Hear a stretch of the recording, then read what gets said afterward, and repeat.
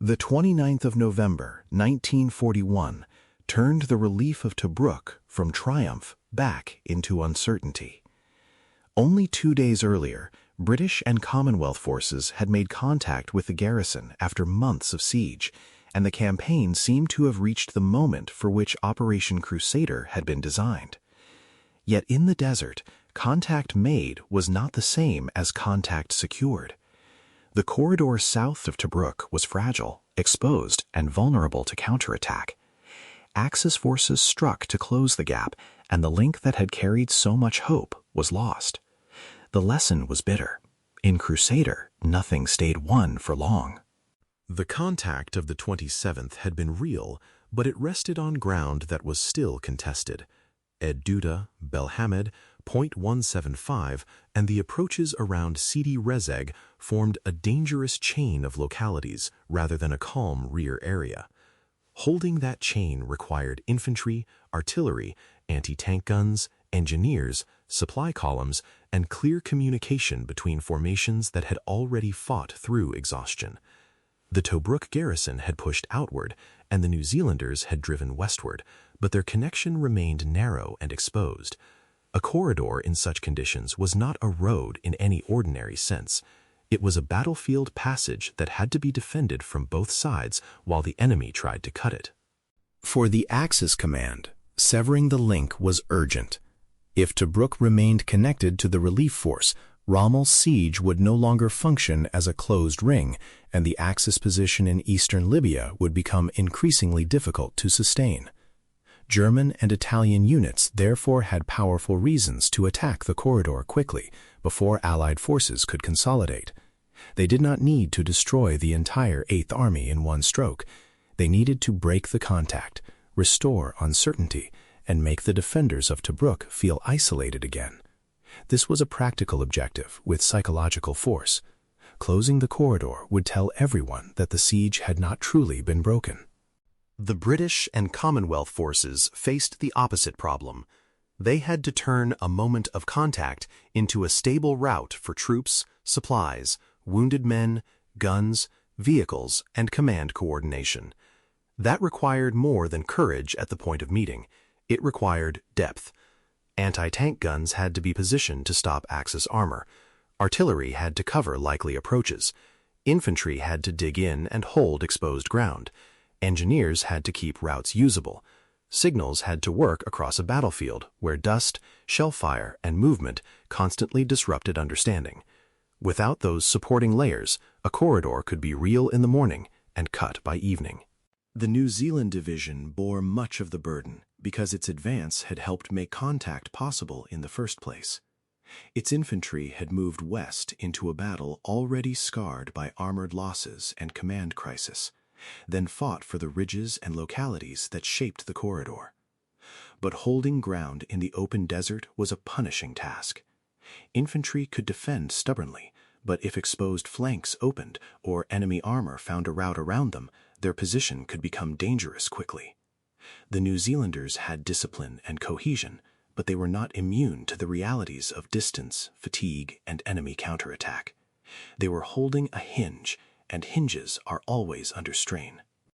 Inside Tobruk, the loss of contact would have felt especially cruel. The garrison had endured months of siege and had fought outward when the relief force came close enough to make the effort worthwhile. The brief connection had changed the emotional meaning of the battle.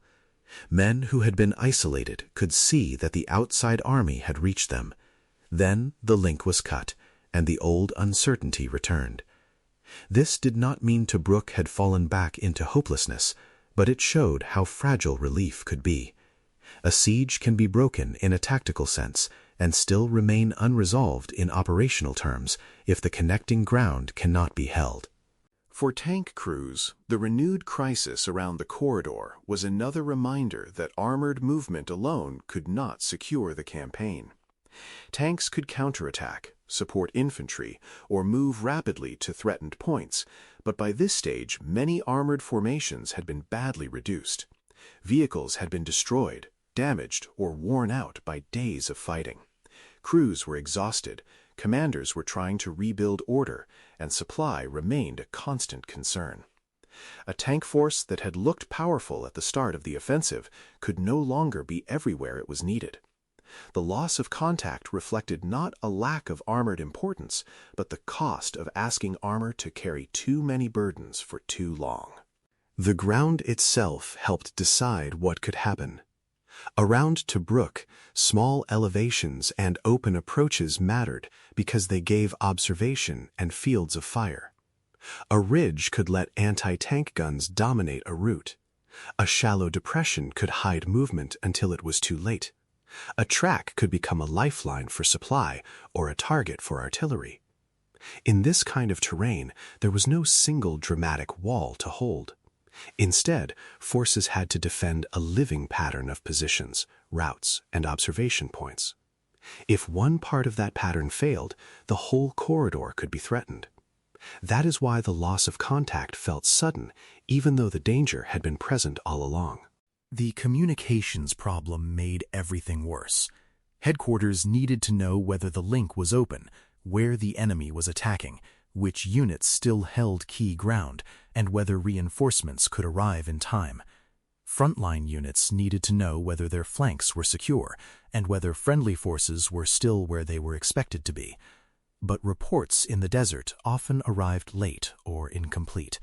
A position might be marked as held after it had already been forced back.